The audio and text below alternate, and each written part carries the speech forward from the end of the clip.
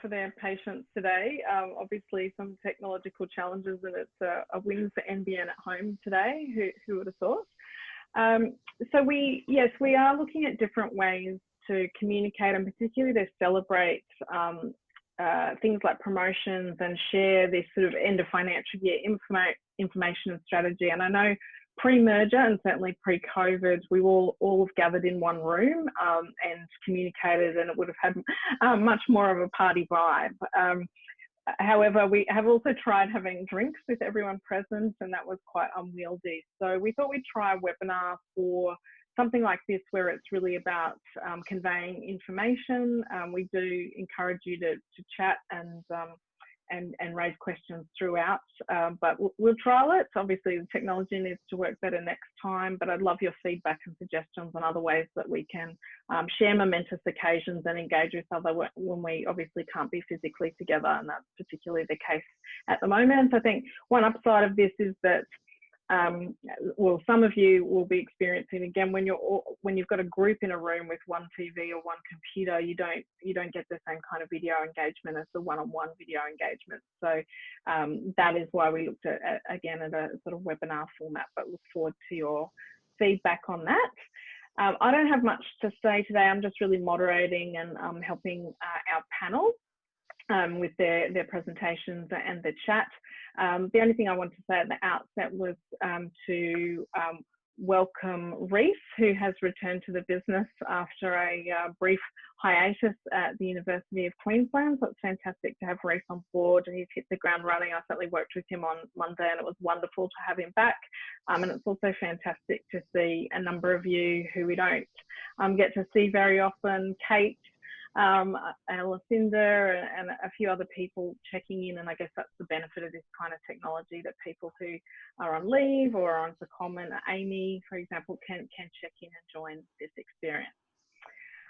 But from there, we're going to kick off with a presentation from Steve, as our CEO, reporting on what's been happening in the last 12 months and what experiences the business has had and what the output has been, but importantly looking forward and how we're going to travel through the next period, which is quite an unknown for a lot of us at this stage. And I think you'll feel after you hear a lot of planning that we've been doing as a leadership team and in our groups, that, you know, it is unknown, but we have a lot of confidence going forward, and Steve will give you that information. After that, we're going to have some presentations from team leaders Joshua and Belinda about the promotions in their team, and that will wrap up the session. So with that, I'm going to share Steve's presentation and hand over to Steve. Thanks, Nadia. Well, welcome everybody, and this is a really unusual process for me. This is the first webinar that I've actually participated in, let alone existed on a panel with, so bear with me. And for those who know me very well, I like the social engagement of being in front of people and seeing body language and getting engaged in the social atmosphere as well. So it might be a bit dry today, so I'll try to not let that happen. I wanted to touch on sort of three areas today. Before I get into the two business areas, which include the end of year review and a summary of our strategic plan moving forward, I wanted to talk more about the business and our people, I suppose, in terms of wanting to acknowledge significant change, I suppose, that has occurred over the last 6 months. From my perspective, I've reflected on this. I was on leave last week, as you may know, and I spent a lot of time reflecting on the year just gone, and I guess this goes without saying for everybody, but it's undoubtedly the most traumatic and challenging business year, and in some respects personal year, that I've ever been in, have ever experienced, and most likely will ever experience. With that came some incredible challenges, and out of those challenges or adversity came some amazing behaviour, leadership, and I guess genuine care for each other. We saw you know, the reality of business impacts last week with some communications that went out that have affected some of our beloved Mappians. And I personally want to acknowledge 3 wonderful people who, through their personal grace, professionalism and respect for not only themselves, but also very much for their own Mappian peers and colleagues in the business, responded so incredibly generously to the news of their positions no longer being available in the business. And that's a shout out to Glenda, Lalicia and Isaac. And I personally don't have the words to describe it. It's not the thing that I would like to be known for, and that is, I don't want to see people leave the business, but unfortunately, given the circumstances we've faced, that's occurred. And I cannot say enough about these 3 people and the wonderful response that team leaders received from each of them as a result of being given the news. So just goes to show the kind of people that we have at Mappian, and hopefully one day we'll have back. So we wish them all the very best, and if there's anything I can ever do and the rest of us could ever do, please, you make sure you ask us. I also want to acknowledge some incredible leaders in the business. Over the last 6 months, I've had the pleasure of being supported by the broader leadership team and also the Mappian executive team. The response that came from our leadership group when COVID hit us was extraordinary. Again, for those of you who know my background, I've been involved in defence and crisis management and other areas of business where this type of planning is done on a regular basis for such an event. We hadn't done that planning in this business, so when we pulled that together as quickly as we did to get the leadership response that I received was outstanding, and I truly want to acknowledge our leaders on that basis. So I know now categorically that if we face another crisis, and it will never be of the scale of this, I'd imagine, that we'll be well positioned to deal with it. So I thank you all for the support, and it's wonderful to know that the leaders in our business are so capable. The other acknowledgement that I want to mention today is to all of you in the business. I was again reflecting, and we'll talk shortly about where the business ended up from a year's results perspective. Excuse me. I was reflecting on how we got there, and I remember a poem, and I won't read it out in detail, but it does come from the Bible. I'm not a religious person, but I remember reading this many years ago when I was, I won't tell you what I was doing and where I read it, but it's an interesting post, to put it that way. It's often in places you would not imagine.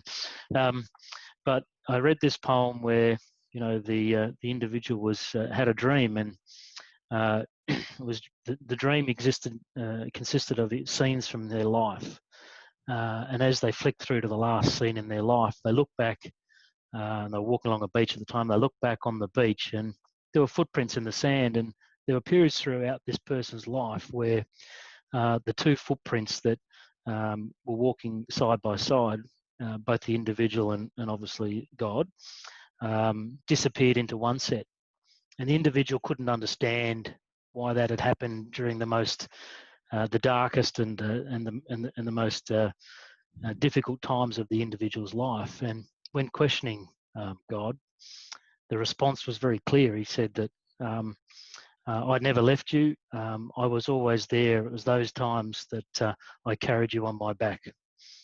Words to that effect. And I thought more about the business result from that context. And I truly believe that every single one of you in this business, carried us on your backs over the last 6 months. It has been a remarkable result, given the extent to which we were tested. We have survived so far. We don't know what's around the corner, but certainly, the fact that you were willing to put your shoulders to the wheel and carry us, I'll be forever grateful for. So on that note, I wanted to acknowledge everybody and thank you for your commitment for the last 12 months and certainly for the last 6 months during this really difficult time. So let's talk a little bit about the year in review. Well, it's certainly a year that I'll never forget, that's for sure, and I'm sure everybody else is in the same boat. yeah, when we get to the end of the presentations today, if you've got any questions, Nadia will certainly collate and we'll do what we can to feedback the information today. But if we can't, we'll certainly publish it. Just looking back on the full financial year, it was the first year that Mappian really operated together as one. So it was our first full financial year as Mappian. Certainly, we saw a slow start in the first half. There's no doubt about that. We were budgeting for better results, and we're impacted on various fronts. We all know that the challenges that Team Todd has faced over the year, and they began early in the first half of last year. And despite an extraordinary effort from Blake and Lisa and the team, they were still facing an uphill battle as we headed into Christmas. So that was a difficult time for them. Once we hit the Christmas period, we traditionally see a slowdown. This year was slower than normal, which no one seems to know why, but it certainly was the case. It was a difficult period in terms of revenue, and of course that impacted us from a cash flow point of view heading into the third quarter of the year. Good news story though, second half we started to rebound, and in particular the final quarter effort was quite spectacular given where we were heading. Of course, in the second half, then we were hit with COVID-19. We all know where that led. Thanks, Nadia. So where did we end up for the year? Just going through some of the key takeouts of the results for the year. We missed our revenue target by 8%. We had capacity issues in the first half. We ran with vacancies that we would ideally have not run with. And again, as I said, we had a slow Christmas period. And selected teams felt the impact of COVID throughout the year. So to get within sort of 10% of our revenue target, it was certainly a solid result. Unfortunately, as a result of that, we missed our profit targets, and that's a direct correlation with revenue. So if we don't generate the revenue, obviously we have a reasonably fixed cost base, so it's difficult to hit our targets. Having said that, it's close to the minimum that the board would expect from the business in terms of revenue to profit. Some of that came out of the back of, or on the back of, a lower than ideal cost of sales, and sounds like an oxymoron that cost of sales being lower is not ideal, but services business, it is the revenue generator. So if we carry too many revenue generating vacancies, it has a significant impact on revenue that flows through to gross profit and then ultimately to net profit. So we had to make some changes. So we worked very quickly to remove some operating costs, and some of that was related to fixed costs that we simply did not need moving forward or in the current climate. Some of it was very much due to the generosity of staff in allowing us to wind back some of the contract hours and the remuneration that goes with it. So again, that's a huge thank you to the teams.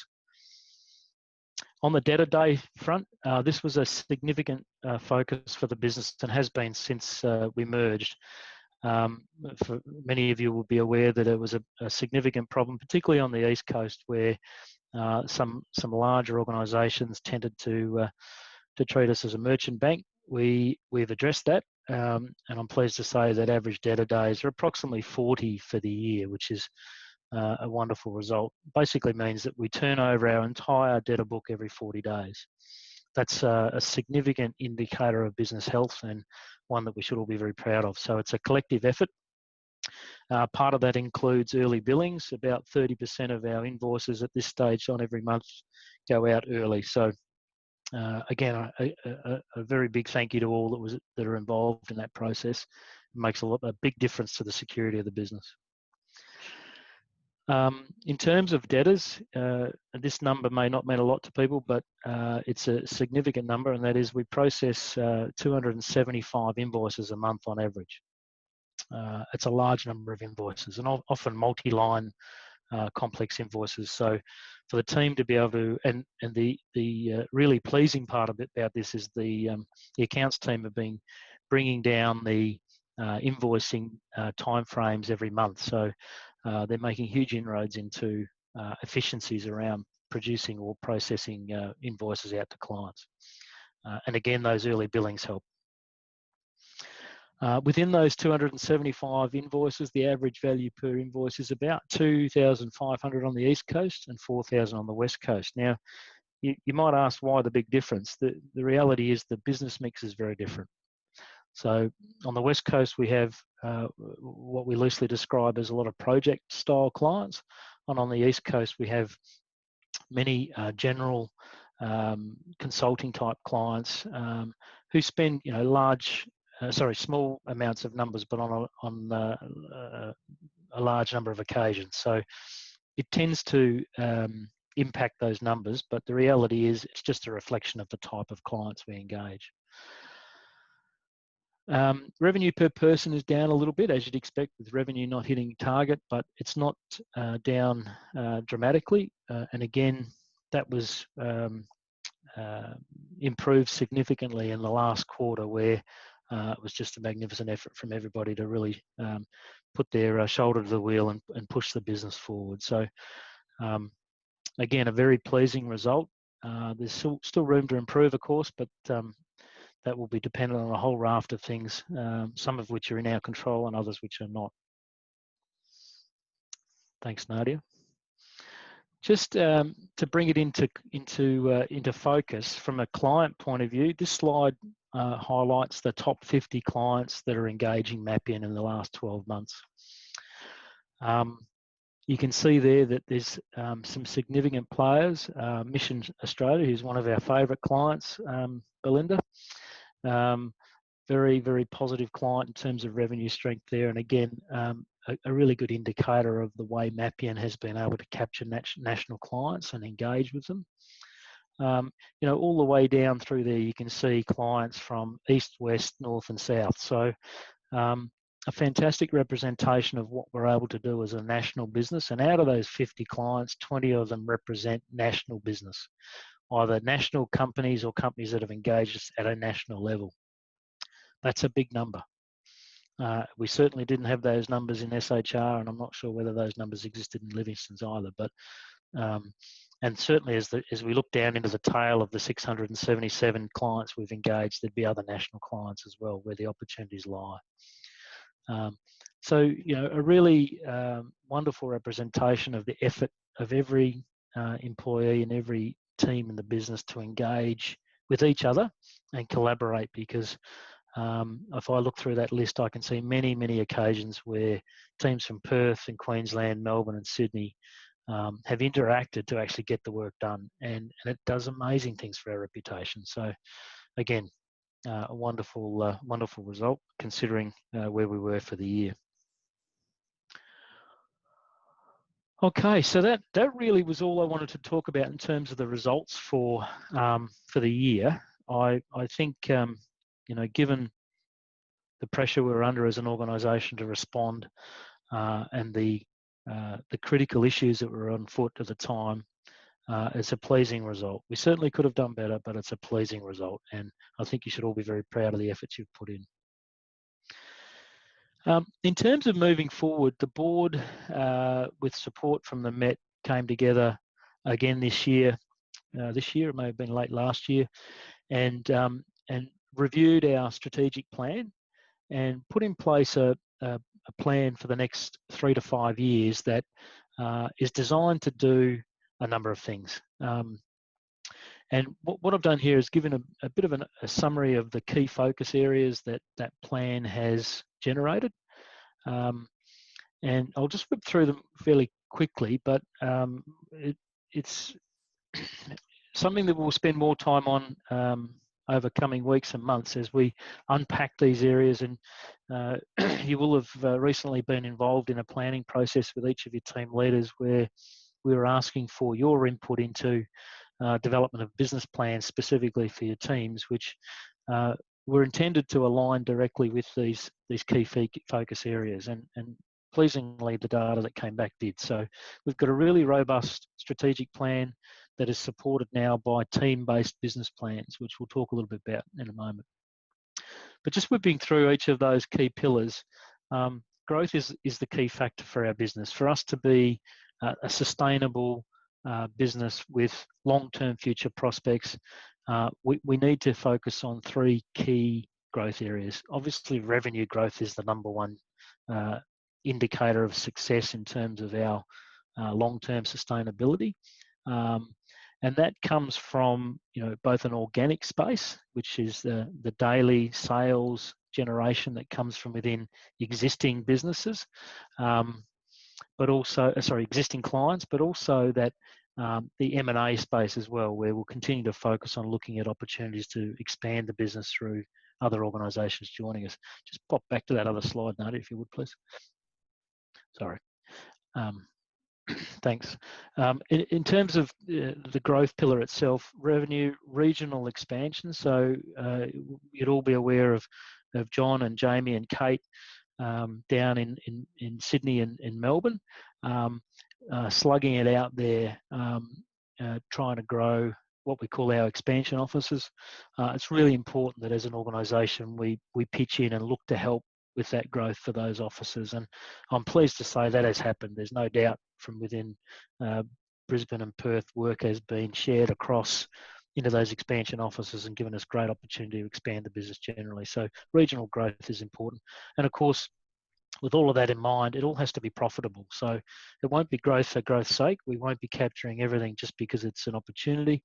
We'll look at it and determine whether it's profitable. In fact, Belinda and I had a conversation just this morning about an opportunity whereby, strong discounting was encouraged, but we've decided not to do it because at the end of the day, we have a value and we're not prepared to discount too much. I've just seen a question come through. Nope. I'll keep going. Okay. No? Yes? I'll just keep going, sorry. Apologies for it's a bit clunky. The second pillar really is, from my perspective, the most important one, and that is making sure that we've got the right people in the right positions, doing the right things at the right time. And the focus areas that we've got there are, there's nothing extraordinary about it. As you can see, it's fairly rudimentary, but the impact that would have on our strategic performance is significant, and we're serious about this. The people in Culture Committee are working hard on all of those aspects of the business plan. So hopefully in the next few months you'll start to see or be engaged at least in the process of the development of those. And the third pillar there is our digital platforms. And you've heard us talk a lot about HR Legend. You've had our Radar product from the Todd environment. Digital platforms, without a shadow of a doubt, are the key to future growth in development of products that are either, of significant volume, low margin, or more easily transported through a digital format, using integrated platforms for clients, but also giving people an experience where, as we've experienced ourselves in the last 6 months, they don't necessarily have to be sitting in a training room or a boardroom or an office. So ensuring that our knowledge and our solutions are digitised where it makes sense, and pushing them out to clients so that they don't necessarily have to engage in higher cost or higher investments around consulting or other products or services. Thanks, Nadia. So we talked briefly about the revenue side of things in the strategy, and I wanted to focus on, again, the growth environment first and foremost. And this year we've made a significant change to the way that we focus on business development, and we've asked all of the team leaders to take some responsibility for this, and we've put a financial backing behind it. So each team now has a reasonable business development budget that we expect is invested in their markets. And what that means is that we'll be looking for sales improvement through the COVID-19 recovery period. We're using it to invest in the expansion offices that I mentioned before. And the other thing that we're looking to try to achieve is how do we use these investments to create interdependency within the teams. And that is, for example, if you look at the way that the Todd practice has existed in the past. It's been quite discreet, operating within that leadership and culture space, not necessarily in a vacuum, but certainly somewhat unique to the rest of the business. If we look at the practices within the business, industrial relations, migration, and others, there is a significant amount of leadership and culture overlay in a lot of the engagements that those clients look for from those practices. So creating a level of interdependency where, for instance, Todd can interact with each of those practices and provide services can only be of good or significant improvement or benefit to the client. We've already seen some examples of that where IR clients, for example, have engaged with Todd resources to help facilitate processes that would traditionally have been facilitated by one of the IR consultants. So again, there's a real opportunity there if we continue to invest in those processes, and you can't expect it to happen without investment, and we've certainly put some funds into business development to do that. Thanks, Nadia.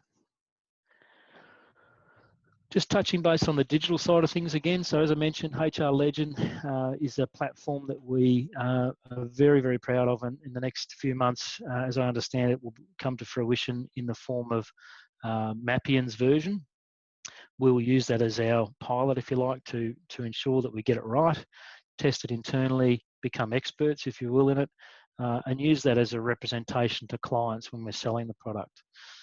This is designed to step into the space where clients don't necessarily need or want to invest in the significant costs associated with consulting from time to time, and would prefer to have access to a sustained or regular service that is not necessarily of lower cost, but certainly of a more cost-effective result for them.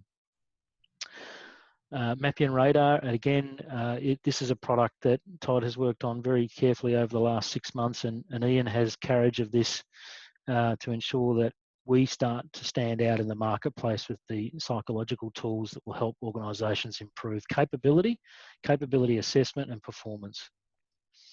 This is a really important part of the growth for Todd, and it's something that I'd really like all of the organisation to have their head around, so that we can ensure that clients are aware of these products when they are engaging with them during business development. Move on to the next one, Nadia. And finally, the most important part of the business, of course, is the people side of things. Without the right people in our business, we're completely wasting our time. The goals here are very clear. We need to optimize the capacity in our business and continue to grow the capability. So, we simply can't deliver the types of targets or achieve the types of targets we've set for ourselves without sufficient capacity. And we're going to make sure that this year that we don't leave gaps vacant, certainly in revenue generation roles, longer than we should. That was a learning from last year. We discovered that clearly we cannot carry vacancies for a business like ours, particularly on the East Coast, but growing on the West Coast, where demand is becoming constant for our services. And of course, the other thing we're working on with the P&C group is the development of our performance planning and management process, which was something that came out of our engagement surveys. You'll all recall that it was an area that everybody in the business was looking for greater level of involvement in and development with. The other part of the equation around capability is that we can't be all things to all people at all times because we simply can't afford to be. So to solve that problem, to make sure that we can say yes when we need to, we use and we engage trusted contractors. These are just Mapians, just like you and I, people that have exactly the same skill sets and come from exactly the same background, but choose to be engaged as contractors rather than employees. That's of little or no consequence to me, how they're engaged. It just means that their desire for flexibility and agility matches our need for competency gaps being filled at optimal times, as opposed to being engaged by the business fully and permanently. This is something that I've believed in for a long time and will continue to grow, particularly on the East Coast. It's a solid part of the platform on the West Coast, and it's something we'll continue to grow on the East Coast so that we have the flexibility we need.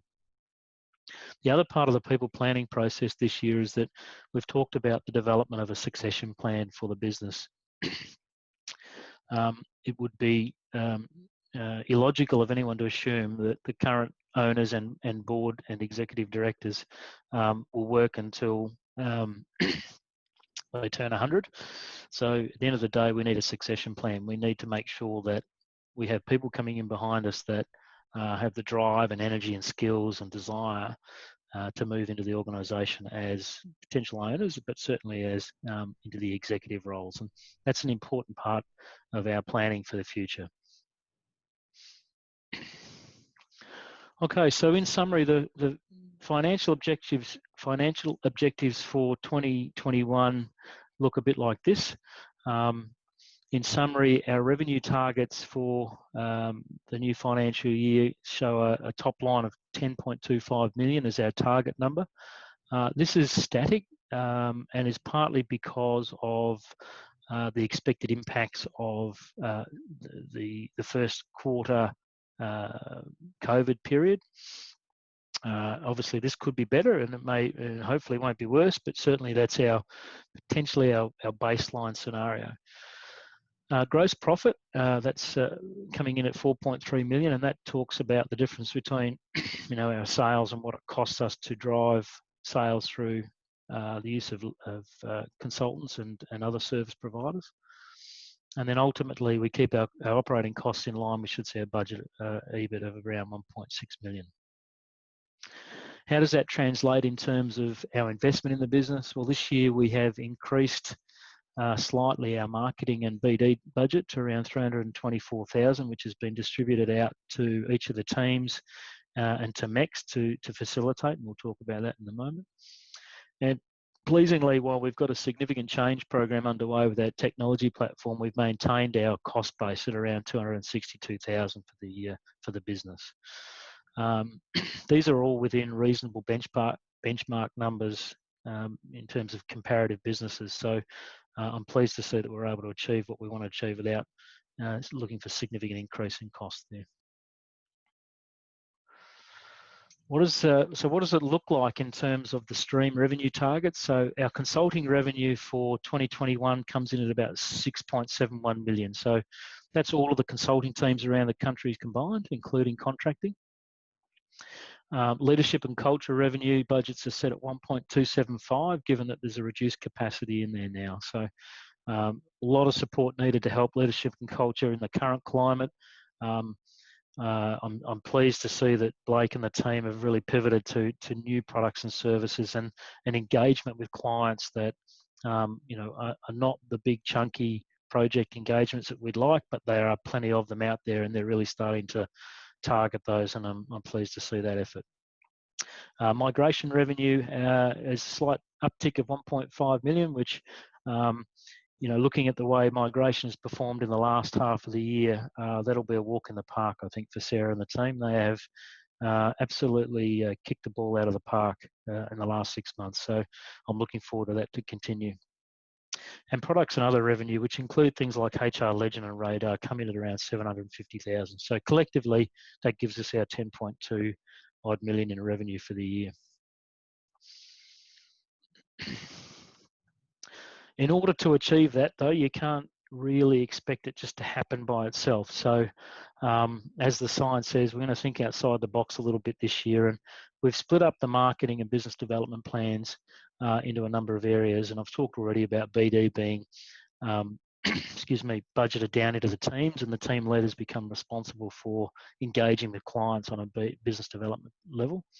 But at a marketing level, which is quite different, the strategy involved here is that Nadia and her team are really working closely on specific campaigns, targeting key industries and new product areas. Obviously, the digital growth strategy, focusing on the channels to market and what tools and skills our people need to actually use those channels to achieve results, and client and people experience. So it's making sure that when they engage with Mappian, that they have something good to say about us all the time. There's no fear or favour other than to say that when you engage with Mappian, you get a great result. It's professional and it's well experienced is the way I interpret that. As I said, in the business development areas, there's a team leader budget. The only KPI that I'm going to be measuring is whether it's spent, and I want to obviously know what it's spent on. But at the end of the day, there's a lot of trust in that, and it's well founded that it'll be spent on developing relationships and growing those accounts to bigger and better things. And of course, we've invested more heavily in the expansion offices in terms of BD, just because of the stage of their maturity. Excuse me. In terms of marketing, and Nadia may chime in here in a moment because I'm sure I won't get all the detail, but a couple of things that the teams are focusing on. There's obviously a number of maintenance marketing campaigns, which we need to make sure that the engine room is focused on. But there are some focus areas that are part of the strategic marketing plan. The private health sector, which for those on the West Coast, you'd be familiar with Livingston's long history in the health industry. This makes a lot of sense. And the second part of that strategic marketing campaign area is local government. Both East Coast and West Coast have experienced significant uptick in local government engagement over the last 12-18 months. All of it's been quite positive, and it made a lot of sense then to say, let's invest in these relationships with local governments nationally and see where we can take it from a growth point of view. So that's the key focus areas in terms of the elevated marketing campaigns. The maintenance marketing campaigns mean that the team will continue to focus on supporting those sectors without significant investment in them, if that makes sense. So if an opportunity arises, certainly we'll look at it and see what we can do to support it. But at the moment, it's a maintenance program rather than an elevated strategic engagement. Excuse me. So the MEX team's 2020 campaign focus really is all about focusing on two key areas. Migration SEO strategy, which is search engine optimization, and Nadia's thinking I didn't know that. But search engine optimization is all about, you go onto the internet and you use keywords to search for services, and we need to make sure that our migration service team is first and foremost at the front of that, so that when clients are looking for those services from anywhere in the world, Mapian pops up. And the other key focus area is for, what is servicing clients in the new world post-COVID. So what does it look like? Where do we find opportunities, and what do clients need in terms of support around people management solutions? Key areas include leadership and culture, certainly wellness in the COVID area, employee relations naturally, and general people management. I think many of the conversations I'm having with business owners at the moment relate to start with the question, what do I do? Many of them don't understand or know how to approach engagement with their staff in the new world. So these are all areas that we believe that we can service, and the marketing campaigns will focus on those.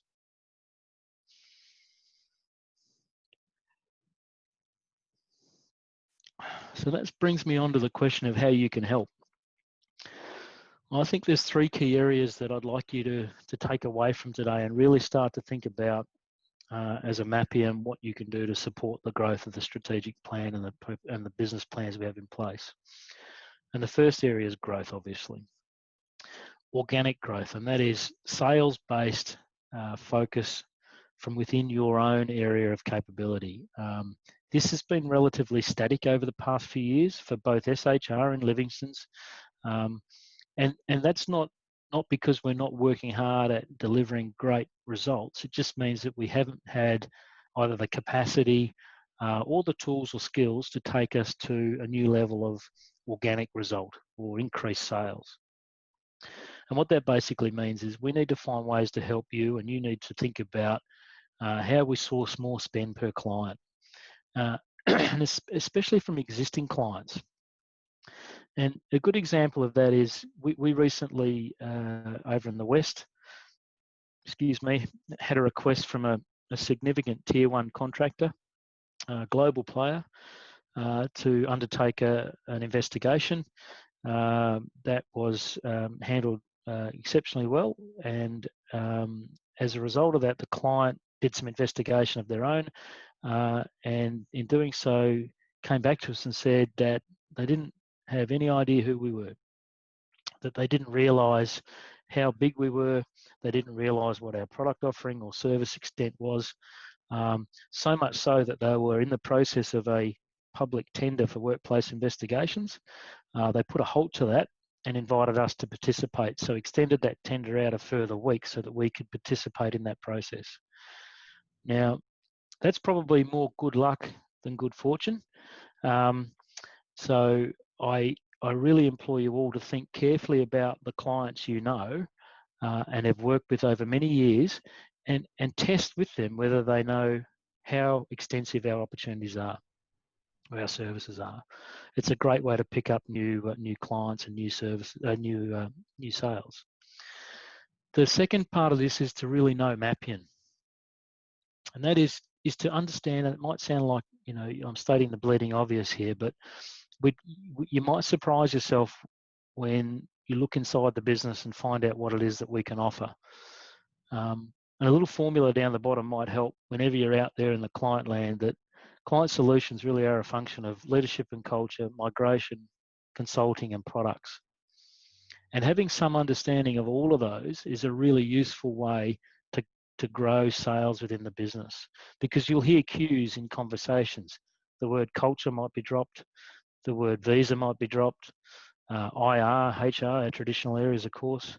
You know, do you have a digital product might be dropped in a conversation. So these things are really important to be able to have hooks into, so that when you leave that client, they have something remembering us for that perhaps they didn't expect. So again, really important from a sales point of view. And then the last thing, which underpins all of this, there's no point winning new clients and committing to new sales if we don't deliver. And it doesn't matter what our role is at Mapian, we have an impact on Mapian performance, every single one of us. So delivery is absolutely the key for everybody here. And there'll be times when we'll get frustrated because we haven't got the right tools in place, we haven't quite nailed the process. But from what I've seen in the last 6 months, none of that really matters to you guys. I've seen people adapt, evolve, be more agile than could possibly be imagined. So I'm not concerned about any of that. We'll fix those problems. That's just white noise. What I'm really looking forward to seeing over the next 12 months is us deliver just about anything we can possibly think of to a client if they need it. And I'm committed to that. So I hope you are as well. Thanks, Nadia. Speaking of people, that brings me to my last slide, which I just wanted to reiterate a couple of great news stories from throughout the year. And we didn't get a chance to get together and do this formally. So you will recall that earlier this year, we promoted Sarah Pettit to Associate Director, and there's a reason for that. Sarah's performance has been outstanding as a leader in the organisation, and clearly took over a practice that was in need of leadership, and did an outstanding job. And as a result of that, we've got a really succinct team of migration people now working nationally for the business, winning clients that just frankly is astounding when you look at the list. Some of whom are coming directly from competitors because they know they can't service their needs and Mapian can. So that's a great reflection on Sarah, and part of the reason why she was promoted to Associate Director. So again, congratulations, Sarah. And the second promotion there, which again was earlier in the year, and we did mention in passing, but again, I'd like to recognise is Charles Lentini. Principal Consultant is exactly as it says. It is the #1 consulting position in the business, and it relies heavily on independent thinking, capacity to work, a great deal of support and guidance from others, very much in a delegated environment. And from my perspective, that's Charles to a T. So it was well deserved. Plus he makes fantastic cakes. So if anybody's looking to get promoted, that's probably a great, no, I'm just kidding. Fantastic cake maker. So well done to both of them. And I'm sorry we haven't been able to celebrate more formally, but I'm sure you're recognised by your peers in due course. On that note, we've got some recent promotions that we want to talk about, and I'm going to hand over to our panel members one at a time here. First, I'm going to start with Belinda, and she's going to have some words to say in regards to one of the promotions. So, thanks, Belinda. Hi everyone. This is a bit of an unusual one because in the Perth office, we are all actually working back in the office. So I'm sitting next door to the boardroom and the whole of the WA team's actually sitting in the boardroom. So that's why we had a little bit of confusion to start, but we're here.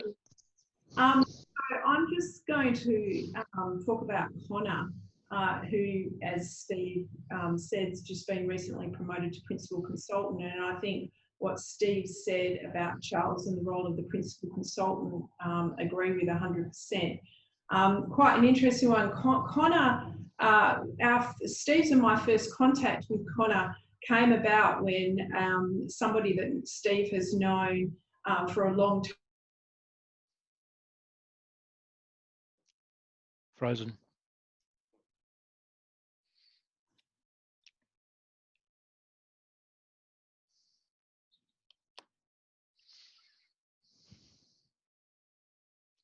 Looks like we've lost Belinda.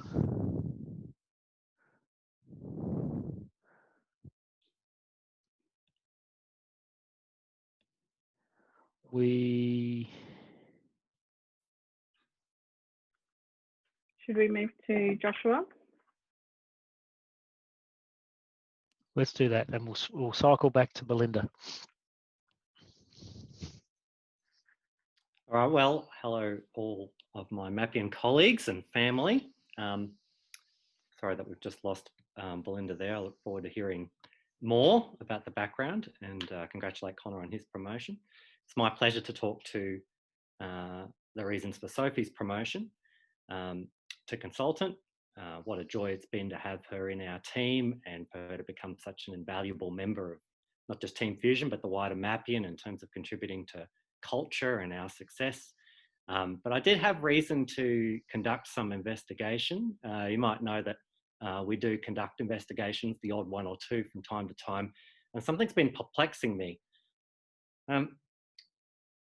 You might have noticed if you've had some time with Sophie that she's very driven. I've described her as a bullet train. So she absolutely has to get to the outcome, very results focused, the most effective and efficient way to get there. And yet at the same time, she'd be one of the most warm, friendly, caring people I've ever had to work with. So that piqued my curiosity. And when we interviewed for the position, her background was that she had been admitted to the Supreme Court in New South Wales, worked as a paralegal for a couple of law firms, worked as a volunteer for a number of community organisations, had also worked for many, many years in hospitality, including supervisory roles. It seemed a lot for one person to do, check the references, and it all seemed to check out. And then finally, since working here and going above and beyond in every task we've given her, increased responsibility and the like, she's learned to speak French. She's undertaking a master's in strategic HR and employment relations. She's continuing to work for those voluntary organisations. So I've concluded, and this might be a surprising result for some of you, that on the balance of probabilities, I've decided that it must be the case that there are two Sophies.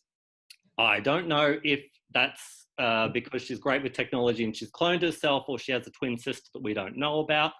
But in any case, coming to the achievement, over that period of time, it's taken agility, it's taken dedication to work through and develop those skills in such a short amount of time.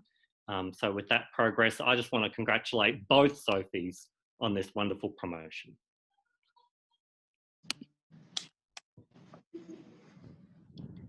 That's very good, Joshua. Thank you for that. And look, I have to concur the experiences I've had with Sophie. And I've had Sophie engaged with a friend's business very quickly during this period, and she did a fantastic job. So well deserved. Belinda, we got to you talking about how we met Connor. Yes, apologies everybody. I've actually had to revert to my phone because the internet seems to have gone down in my office. Oh well. Okay, so yes, let me go back. So Steve's my first contact with Connor. Steve got contacted by somebody he's known for a long time who talked about this lawyer that they knew who was considering a career in consulting, and was recommending that person immensely. So Steve initially met with Connor, and then I met with Connor, and we could both understand why this recommendation was made and why we'd been contacted. Connor started with us as a consultant, slotted straight into the business. He's fitted in well with the team. He's adapted as we've changed. He's adapted through the merger, and he has really helped us grow in a number of parts of the business, and particularly in the local government area. We wouldn't have the local government practice that we have in Western Australia now, and we would be one of the largest providers in the local government space in WA now, and that has really been driven by Connor. But it hasn't just been in the local government space. He's really worked with a lot of our traditional clients, and he's really worked with a number of mining clients, a number of mining support clients, and across many, many industries. So he's also brought in a perspective of the mix of industrial relations and human resources that we see in different parts of the business. So not only is he working in the employee relations and industrial relations space, providing quite specialised knowledge to clients, and particularly with his legal background, but because of the HR background that he had before he was a lawyer, he's also started to do a lot more work in cultural reviews, in workforce planning, and in a lot of those types of areas as well, and particularly in local government, that's been really well received. So on that basis, yes, it's a big congratulations to Connor, and we look forward to seeing him continue to grow his practice and the practice in Western Australia in particular, and continue to work with everybody nationally on building those practices as well. So thank you, Connor. And you can probably hear the clapping in the room next to me. That's everyone sitting in the boardroom next to me. But before I move back to Steve, I also did just want to talk about one thing that has also happened that really is one of the final things that we had to do in the merger between SHR and Livingston, and the structures and the titles within the businesses while they were similar titles, there were different types of consulting titles and career paths and things like that. So as a result of bringing us to a full national practice, the consultants in Western Australia, Sarah, Nikki and Jenna, have all had their titles changed to senior consultants in recognition of the experience that they and the level of experience that they have, and the type of work that they're doing within our national practice. So thank you to the three of them as well. So on that note, Steve, I'll pass back to you.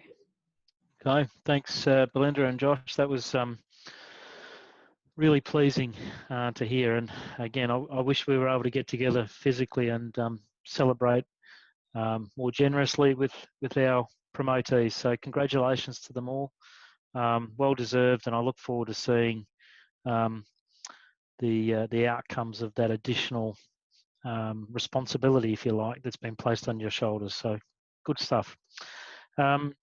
That brings us to the end of today's update. I am keen to hear any questions that people might have.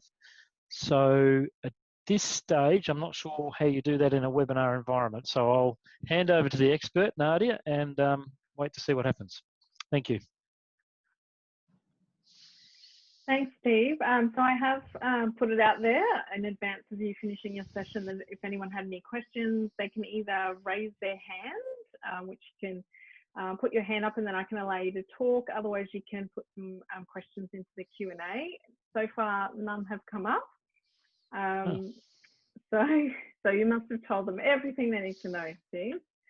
Okay. So we can leave it a couple more minutes, but we are at 5 minutes over 2 o'clock when we were due to finish. So I think it would be great if people maybe that don't have time to ask a question now, they're still formulating it in their minds. But if there is maybe not necessarily a question, but you'd like to learn more about a particular area that Steve talked about, whether it's about the people space and the plans that we have there, or whether it's about hearing more from the marketing plans that we have, we certainly have some more in-depth detail around those sort of things. So certainly very happy to share those after today and maybe arrange more of these sessions, whether we do it in a conference format or in a webinar format.